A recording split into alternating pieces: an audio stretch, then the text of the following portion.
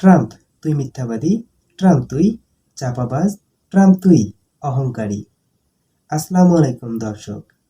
ইরানের জন্য দুইটা সুখবর। প্রথমত, ইরানকে বিপুল পরিমাণে অস্ত্র দেওয়ার জন্য সম্মতি জানিয়েছে চীন, জানিয়েছে ইরানের পররাষ্ট্রমন্ত্রী।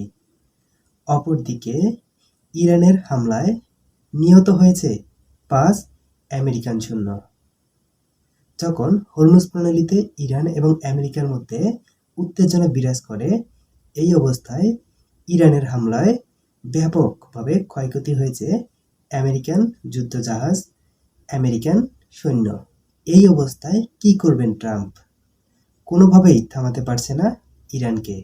ইরান যেন দাউ দাউ করে জ্বলে উঠতেছে। ট্রাম্পের অবস্থা এই মুহূর্তে পাগলের মতো। তাহলে কি ইরানের হাতেই অবশেষে ট্রাম্প নতি স্বীকার করবে? এটাই এখন সময়ের ব্যাপার। দর্শক, আপনাদের কাছে কি মনে হয় কমেন্টে জানিয়ে দিন। আর হ্যাঁ, সম্ভব হলে চ্যানেলটিকে সাবস্ক্রাইব করে পাশে থাকবেন। ধন্যবাদ সবাইকে।